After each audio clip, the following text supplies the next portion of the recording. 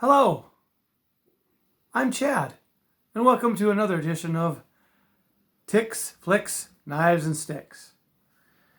Today I'm going to go back in time a little bit, and I want to talk about one of my favorite characters ever, Freddy, and the Nightmare on Elm Street films.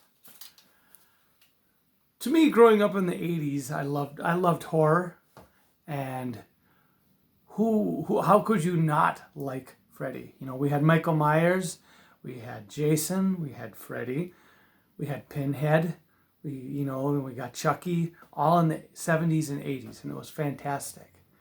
But for me, as I was growing up in the 80s, to me, it was Freddy. Freddy, the bastard child of 1,000 maniacs. And it sucked me in. You know, I became obsessed with Freddy, and it was just cool. You know, he was a cool villain, a cool bad guy. You start off with the original, and that is creepy. That I still think that the original Nightmare on Elm Street is so well done. It's dark. It's violent, but it's creepy and bloody, and it psychologically too. It messes with you. A man who molested and murdered children, and then burned alive, and now he's living on in the dreams of the Elm Street children, the children who are still alive from the parents who murdered him. And when the first movie is introduced, it's freaky. It's freaky. But one thing that I've never quite understood is, I understand it, but I don't understand how people seem to always look past the idea. They go, oh, Freddy is so cool. One of the best, slashers out there. He's just twisted and dark and perverted, but they seem to look past the idea that Freddy wasn't killed for killing teenagers. He was killed for molesting and murdering small children. But nobody would really go to a movie about a burnt up man coming back and haunting little kids and trying to molest and murder them. So they went with teenagers because they could get by with that. That was more, friendly. But I grown up in the 80s, and I'd always hear people go, oh yeah, he's so cool. Oh man, I wish I could be like Freddy, he was a pedophile. He was a pedophile. He was a cool character, great horror icon, but he was a pedophile. And people always look past that part of the character. He was supposed to be an old man who molested children, primarily little girls, and then murdered them. He was sick. He was twisted. And somewhere along the line throughout the films, he became just like this glorified villain. Oh, Freddy's so cool. I want to see him kill these other kids, But when you look back at the idea, he killed for molesting and murdering like 5, 6, 8, 9-year-olds. He wasn't killed for killing teenagers. And, but that's what they show in the movies because that's what they could get away with. Now, then there's Robert Englund. Robert Englund, I think it was his. He made the role his. He is Freddy. Nobody else could be Freddy. And that's why the reboot in 2009 didn't do so well, because it wasn't Robert Englund. But the character was supposed to be an old man. Wes Craven had the idea of an old man, and nobody was really fitting the part. And Robert Englund, who, he'd done some stuff, but nothing like huge. He'd been on V. That's where I first noticed him when he played Willie, one of the good aliens. But Robert Englund came in, and Wes Craven thought, he's too young. He's too young, but he did a good enough audition where he said, yeah, okay, we could just put some makeup on. We can make him look a little older. But a lot of people forget that too. Freddy was supposed to be old. He was supposed to be an old, creepy guy who molested and murdered small children. Anyway, but original film, fantastic. Had everything, and it's still today one of the greatest horror films ever, I think. Then you get to 2. Now, there's a lot of division on 2. People go, oh, it was homophobic, and in the 80s that was still very kind of like taboo. The movie was very, very, to me, blatantly homosexual. And so a lot of people go, I skipped that one when I'm watching it. But honestly, I think that is one of the best ones. Primarily because it's different. It was still sticking with the idea that of who Freddy was. But going through a different idea of, instead of going through the dreams, kind of taking over a young man and using his insecurity to find a way to enter into the real world. And when he does, it's brutal, it's dark, it's freaky. But a lot of people don't want to watch that because it seems so too homophobic for them. But honestly, I think that Nightmare on Elm Street 2, Freddy's Revenge, is one of the best Nightmare on Elm Streets. For that reason, it was still dark. It was still gritty. It still was sticking to the idea that Freddy was very vengeful. He wanted revenge for being killed.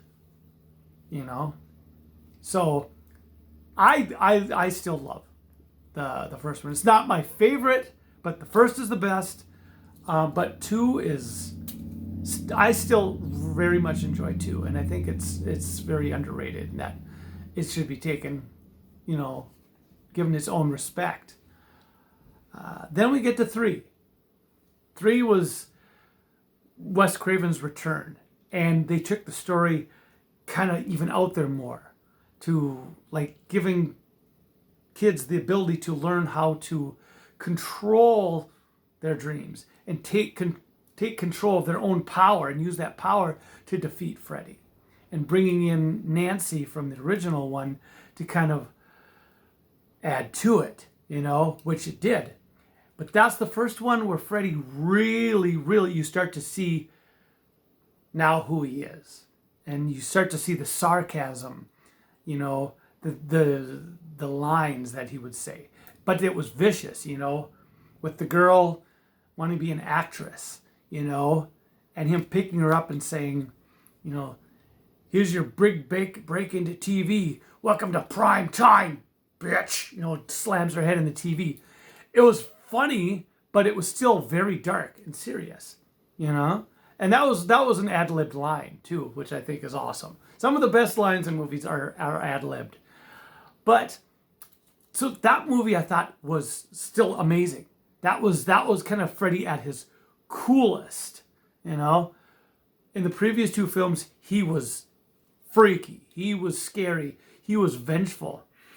And he's still vengeful in the 3rd one, but he starts to kind of get a little more creative with things. And I really enjoy that. And I still think those 3 are the top 3 films. 1, 2, and 3. Not necessarily in that order. And then Wes Craven's New Nightmare, because that reintroduced the character in a totally different way. Like taking the character of Freddy has been, now that image has been taken on by a demon or the devil to get into this world. He's taken people's idea of Freddy and made it an actual person, but it's different. It's not the same Freddy. It's different. It's more styled, and that's those four for the just straight Freddy films are the best. 4 was okay, but it started to get a bit cheesy. It started to kind of take it down a different path where it wasn't so much being scared. It's like, okay, what can we do? What can we do that's creative to do different deaths and kills and stuff? And it started to get goofy and a little bit cheesy. So I still enjoyed it, but that's when it started to kind of go, boo. Then 5. 5 is terrible. 5 is terrible. But still watch it just because it's Freddy and it's something creative. At that point, now you're watching the films for the cheesiness, for the cheesy dialogue and, one-liners. It was bad, but it was not even close to as bad as 6, which is just pointless. It was just, let's throw as many celebrities into this film to make up for the fact that there is no story and it is stupid. Let's make it 3D also. That'll bring the people in. At that point, Robert Englund didn't even want to be doing them. He was losing interest at 5. And 6, he was like, I'm done. I'm done. This is it. At that point, you're just kind of doing it for the paycheck. Just doing it because it's, it's what he's known for. But he wanted to do other stuff. And that didn't really work out for him. But still, 6 was horrible. Then, like I said, 7 was a whole new vision of Freddy. In what Freddy was. And I love that. It was a cool concept. And I enjoy that. Now, we could also go talk about Freddy versus Jason, which to me, a lot of people hated that. That's just a fun movie. It's not necessarily scary, but you got Freddy and Jason. It's brutal. It is in your face, and it's, yeah. That's a fun movie. For me, if I want to watch a Freddy movie, that's just for fun. That's a movie that I can just pop in anytime and watch because it's awesome. It's just cool, cheesy, but fun. Yeah. But anyway, I just kind of thought, what? Let's talk about Freddy today. Because he's a cool character. Yeah, not really relevant right now. He popped up again a couple years ago on the Goldbergs in an episode. And that was cool. And he, now he's expressed interest in wanting to do one more Freddy film. Which at this point has been enough time that I definitely would go see a new Freddy film if it's Robert Englund. I'm not trying to go off and go say anything bad about the remake, but I'm not a big fan of remaking films, and I thought that one was just didn't need to be made. So it was cool, different, but no. But who else would be up for a new Nightmare on Elm Street with Robert Englund returning? If so, give me a like, give me a thumbs up, subscribe, and I'd love to know what you people are thinking, other than just my mind. I'd like to know if any else of you would love to see him come back another time. Get a good story, get a good director, and let's go one more round. Come on. Let's do it. Till next time, this is Chad signing off. See you in your nightmares.